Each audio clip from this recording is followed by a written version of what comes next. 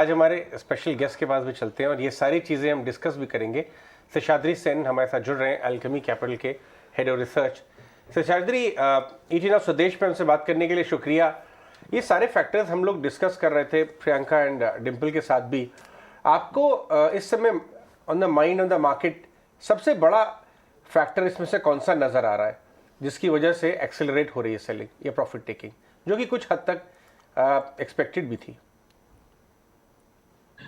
हाँ, मुझे लगता है थ्री फैक्टर्स जो है which have caused this sell off। अभी एक तो वैल्यूएशन थोड़ा स्ट्रेच था। quite a few foreign brokers have been highlighting that and that caused थोड़ा सेंटिमेंट में negativity within the foreign investors। दूसरा है, आप जो बोल रहे थे, एक आईपीओ का इतना खराब परफॉर्मेंस आया तो उसमें भी थोड़ा सेंटिमेंट खराब हो गए थे। और अर्निंग सीजन में भी खास कुछ surprise, earning season was strong but there was not a major surprise that came through in any trend. It was largely along expected lines. So the market for a while अगले leg के लिए catalysts were drawing up and then these couple of negative factors, short term negative factors आ गए थे।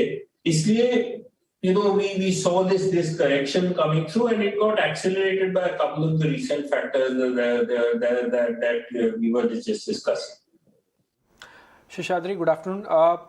Typically क्या होता है ना, जब बुल फेज में होते हैं ना तो हम हर बार ये एक्सपेक्ट करते हैं कि अच्छा अब बाजार रुक जाएगा। जैसे 18,000 ब्रेक हुआ था तो लग रहा था कि 17,800 में बचा जाएंगे, जब 17,800 ब्रेक हुआ तो लगा 17,600 से बच जाएंगे।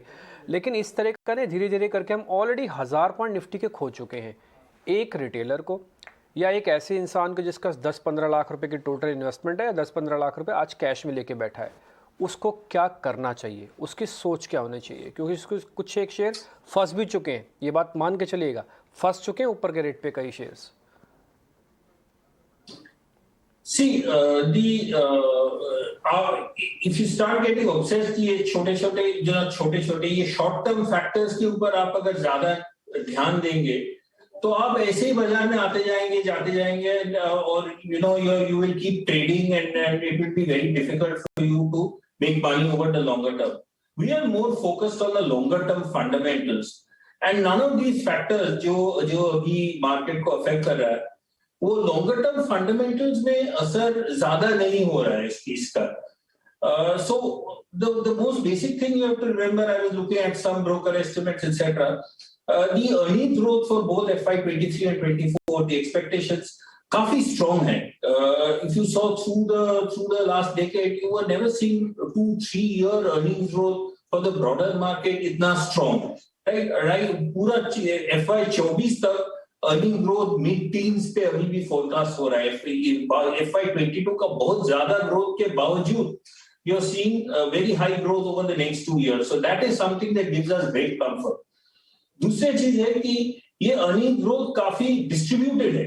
You saw for a long time before FY20 that earning growth काफी कुछ कंपनियों के अर्निंग ग्रोथ आते थे, इसीलिए इंडेक्स का अर्निंग ग्रोथ अच्छा दिख रहा था, लेकिन नीचे there was a lot of companies which were not growing earnings. That I think has reversed now, and you're seeing जो earnings growth है वो बहुत सारी कंपनियों का they distributed है, which is what is supporting the broader markets.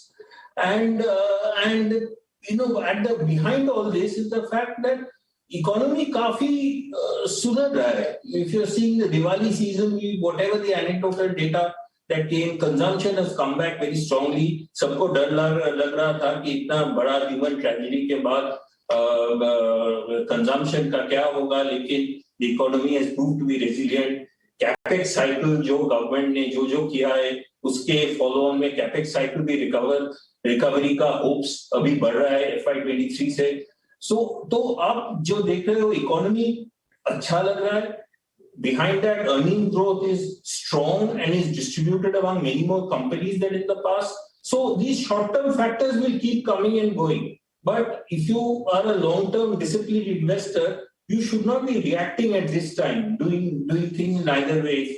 आपको asset allocation जो है आप disciplined तरीके से करते रहोगे, equities में धीरे-धीरे जितना आपका optimum asset allocation है उसमें डालते रहोगे, तो ये short-term factors बाद में इरेलेवेंट हो जाएगा, क्योंकि जब तक इकोनॉमी स्ट्रांग है और अर्निंग ग्रोथ स्ट्रांग है तब तक ये markets will bounce back at some time. Timing is difficult, but the markets will bounce back at some time. Right, Mr. Sen, good to hear these positive words. Of course, long term के लिए, investment के लिए, fundamental के नज़रिए से तो सब चीज़ें intact हैं. लेकिन short term पे अगर हम बात करना चाहें थोड़ी सी, आपको क्या लगता है मैक्रो फ्रंट पे आज जिस तरह से हम एक अच्छा खासा सेल ऑफ देख रहे हैं और पिछले कितने दिनों से एफआईज की बिकवाली हो रही है, लगातार एफआई सेल ऑफ कर रहे हैं. एक बड़ा ट्रिगर कोरोना को लेकर भी है कि शायद फोर्थ वेव और यूरोप से कई सारे कंसर्न्स निकल कर आ रहे हैं. ऑस्ट्रेलिया से शुरुआत हो चुकी है, वहाँ लॉकडाउन हुआ है, लेकिन और दूसरी कंट्रीज से भी निकल कर आ रहा है कि वहाँ पे भी रिस्ट्रिक्शन ज़्यादा लग रही है. क्या ये फैक्टर ज़्यादा हैवी है या नहीं, आप इसे कैसे देखते हैं? ये तो एब्सोल्युटली ये बहुत बड़ा रिस्क है. The comfort we are getting is that despite we were सब डर लग रहे थे कि फेस्टिवल सीजन में इतना क्राउडिंग होगा. आप कल क्रिकेट मैच भी देख रहे थे, इतना क्राउडिंग हो रहा है, उसके बाद एक वेव आ जाएगा तो क्या होगा. टच वुड, थैंकफुली अभी तक कुछ नहीं हुआ है. मैं तो मेडिकल एक्सपर्ट नहीं हूं, मैं नहीं बोल सकता हूं कि आएगा या नहीं आएगा. टच वुड अब तक नहीं आया है. आएगा तो यस, और this entire thesis will come into question. Europe में जो है वो definitely is a worrying sign. But on the other hand आप देख रहे हो कि स्टेडीली स्लोली हमारा वैक्सीनेशन का पेनिट्रेशन भी बढ़ रहा है. तो we are hoping that, given that I'm not an expert in this and I can't forecast, we are hoping that India avoids a third wave. But if it does, we have to be vigilant and take action accordingly with regard to our investing outlook. Because, this will, we saw with the second wave that it can be very, very severe. And it can really impact a lot of areas, including, the most important one, which is the human tragedy that came through. Right. Seshadri, आपका इस समय portfolio का next 2 years का earnings growth जो आपने independently निकाला होगा आपकी रिसर्च टीम ने बैठ के, वो कितना हेल्दी लग रहा है? मैं जानना ये चाह रहा हूँ, before I come to sectors and stocks which you are bullish on, कि आप इस अर्निंग साइकिल को, इस इकोनॉमिक एक्सपेंशन साइकिल को जो 3 से 5 साल आगे चलने वाला है, किस तरह से आपका पोर्टफोलियो कैप्चर कर रहा है? तो फॉरवर्ड अर्निंग ग्रोथ का अगर आप व्यू दे सकें, ब्लेंडेड. आप अगर कंसेंसस देखोगे, हम लोग तो अपना पब्लिकली पब्लिश्ड कोई फोरकास्ट नहीं करते हैं मार्केट का, लेकिन आप कंसेंसस जो देखोगे वो मिड टीन्स में है for both FY23 and FY24, depending on who you are taking consensus. Sometime वो ऊपर नीचे 1-2% हो सकता है, but there is very healthy mid teens earning growth in FY23 and 24. हमें नहीं लगता है कि उसमें कोई डाउनसाइड रिस्क है अभी तक. तो अभी जो इकोनॉमी का आउटलुक है उसके ऊपर मुझे लगता है कि अर्निंग ग्रोथ काफी सस्टेन होगा. कुछ अगर some things work out very well in the global economic recovery, for example, picks up, or some of the the current consumption momentum continues, तभी ये exceed भी हो सकता है. I think there is a scope for an upside surprise in the current consensus, but we will know that a little later. It is a little too early to हमें वो forecast करना कि 23-24 का forecast में upside है या नहीं. लेकिन हमें तो अर्निंग ग्रोथ पे कोई रिस्क अभी तक नहीं दिख रहा है. नहीं, what I meant to ask you, Seshadri, was आपका पोर्टफोलियो 25% अर्निंग्स कैगर के लिए पोजीशन है नेक्स्ट 3 साल के ड्यूरेशन में, या आप थोड़ा कंजर्वेटिवली 15 से 18% अर्निंग्स ग्रोथ आपका कैप्चर कर रहा है पोर्टफोलियो, वो जानना चाह रहे थे. ये तो 15 से 18 तो ब्रॉडर मार्केट का है, तो हमारा पोर्टफोलियो, हमें कोशिश है कि इससे ज्यादा अर्निंग्स ग्रोथ के कंपनी ढूंढे. So our effort is that we find companies which are outperforming the market in terms of earning growth. So we don't look at quantitative measures. So it is one of the measures that we do. हमें कुछ sector में भी bullishness है. हमारे notes में हम लिखे हैं कि हम एक्सपोर्टर्स, ओपनिंग अप ट्रेड्स, और सिक्लिकल्स में हम ज्यादा ध्यान दे रहे हैं अभी, and those are the sectors that we are emphasizing in our portfolio. But for sure we are fairly confident that हमारे portfolio के अंदर जो earning growth हम देख रहे हैं वो हम काफी comfortable है उसके ऊपर। शेषाद्री, एक क्वेश्चन एक ये भी था, आज हम ना सुबह गौतम को भी सुन रहे थे तो वो भी यही बात कह रहे थे कि कुछ एक सेक्टर ऐसे हैं या फिर कमोडिटीज़ ऐसी हैं जो एज ए हेज अब पोर्टफोलियोज में रखनी चाहिए, क्योंकि ग्लोबली तेज़ी हुई थी, अगर ग्लोबली कहीं सेल ऑफ आएगा तो फिर आपके पास हेज कमोडिटीज़ होनी चाहिए। वो एग्जांपल गोल्ड के लिए कह रहे थे। क्या आपका भी ये व्यू है कि हाँ 13%, 14%, अप टू 20% तक हमको अपने पोर्टफोलियो का जहाँ जहाँ प्रॉफिट्स है वहाँ से बुक करके गोल्ड के अंदर या फिर कुछ हेज कमोडिटीज़ के अंदर लगा देना चाहिए पैसा? वो बैलेंस हो जाएगा ना, चेक एंड बैलेंस हो जाएगा। नहीं, हम ज्यादा अपने इक्विटीज के बाहर outside equities we don't generally put out views in terms of how investors should hedge. I am not also an expert on areas like gold. हमें what we are saying is that अभी equities में जो exposure है वो थोड़ा high होना चाहिए over the next 2-3 years. It is not a time to take equities exposure off the table. It's too early. We are in the middle of a longish bull run, and investors should allocate their funds to equities in a disciplined manner, not try and trade the market, but put it in. Excuse me. Put it in stocks with a longer term outlook, not try and time the market. But outside equities, in other, our advice is that the most preferred asset class in the risk segment. In the low risk segment, of course, there are many asset classes, but in the risk segment, equities is our most preferred asset class from our perspective, at least. Right. Seshadri, अभी portfolio construction की बात करते हैं। आपका overweight इस समय portfolio पे क्या है? सिक्लिकल्स आपने बोला, लेकिन बियॉन्ड मेटल्स और कौन से, अब कैपिटल गुड्स भी देख रहे हैं क्या? फाइनेंशियल्स को आपने कैसे ले रखा है? अगर आप थोड़ा फ्लेवर दे सकें अपने पोर्टफोलियो कंस्ट्रक्शन स्ट्रेटेजी पे। देखिए, 3-4 सेक्टर है ऐसे। मैं तो 2-3 सेक्टर का नाम बोला, थोड़ा डीपर ड्रिल डाउन करते हैं। सिक्लिकल्स में फाइनेंशियल्स बहुत बड़ा सेक्टर है। फाइनेंशियल्स के अंदर काफी कुछ थीम्स है, तो हमें वो फाइनेंशियल्स के अंदर जो सिक्लिकल थीम्स है वो हम थोड़ा ज्यादा प्रेफर कर रहा है। थोड़ा जो lower value, lower price to book banks, जो लेंडर जो थोड़ा एसेट क्वालिटी इंप्रूव हो रहा है, वो एक बकेट है। नॉन बैंक्स में हमें प्रेफरेंस है among those who are a little more exposed to the capital markets theme. बाकी मैन्युफैक्चरिंग में cyclical बोलने सिर्फ commodities is not the only way to play. There are a lot of sectors जो पूरा 2010 से 20 में काफी neglected था।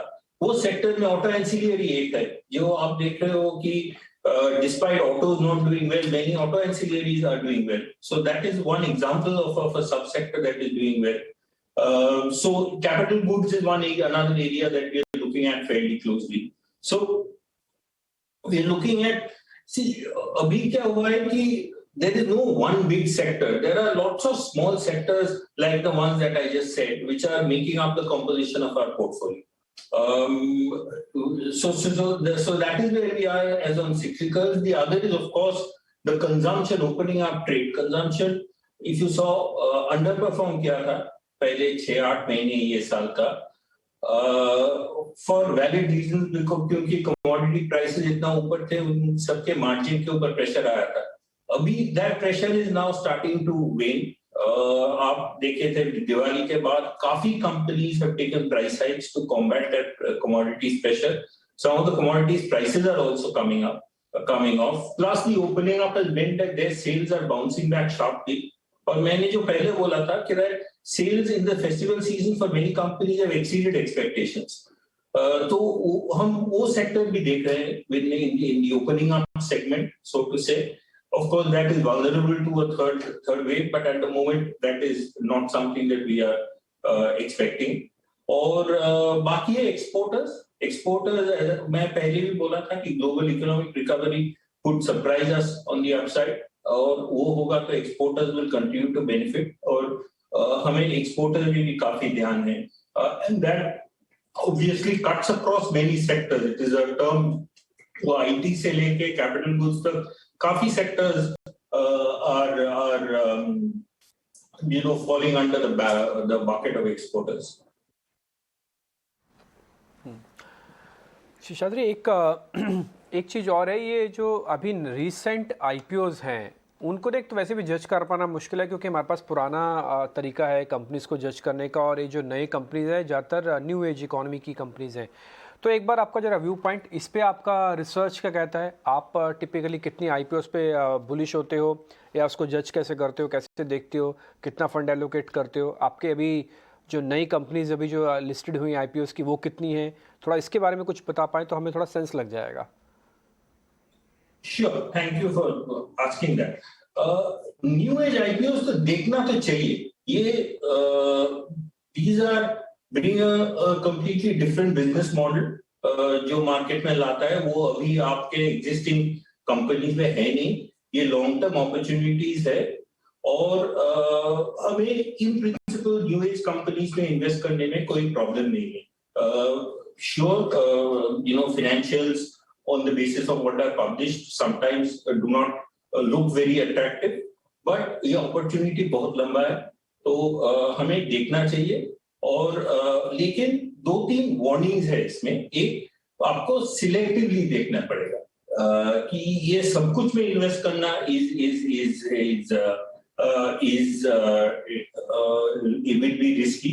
Second is that there are certain non-financial parameters आपको देखना पड़ेगा कि ये मार्केट लीडर है या नहीं। इसका सब new age company essentially technology company होते हैं, तो इसका टेक्नोलॉजी कैपेबिलिटीज कितना अच्छा है, इसका competition, and to the extent possible इसको अगर बाद में डिस्टर्ब हो सकता है तो वो बहुत बड़ा रिस्क है, वो देखना पड़ेगा। इसके बाद वैल्यूएशन में थोड़ा ध्यान, ये सबसे मुश्किल काम है इसमें कि वैल्यूएशन में ध्यान देना, क्योंकि वैल्यूएशन तो नया पैराडाइम है इसका, लेकिन फिर भी आपको थोड़ा काम करके इसका वैल्यूएशन ग्लोबली क्या ट्रेड हो रहा है, ये सब कंपनीज, इसका अपॉर्चुनिटी सेट क्या है, थोड़ा ये सब कंपनी में काम ज्यादा करना पड़ता है, और फिर सिलेक्टिवली एक्सपोजर ले सकते हो, लेकिन थोड़ा केयरफुल होना चाहिए, much more careful than you are with normal company with a strong track record. Investors को भी ऐसे ही ध्यान रखना चाहिए कि IPO में डालने के पहले काफी सिलेक्टिवली, काफी इन्फॉर्म तरीके से करना चाहिए, क्योंकि ये कंपनियों का ट्रैक रिकॉर्ड नहीं है। आप एक कंज्यूमर कंपनी में इन्वेस्ट करते हो, वो 20 साल लिस्टेड है, there is a lot of knowledge about this company in the system. ये companies are very new, so one has to be a little more selective. One cannot completely stay away, but one has to be a little more selective in the approach. Thanks very much for your time today. 18 स्वदेश पे हमसे बात करने के लिए बहुत बहुत धन्यवाद। शेषाद्री सेन हमारे साथ जुड़ रहे थे, एल्केमी कैपिटल के हेड ऑफ रिसर्च।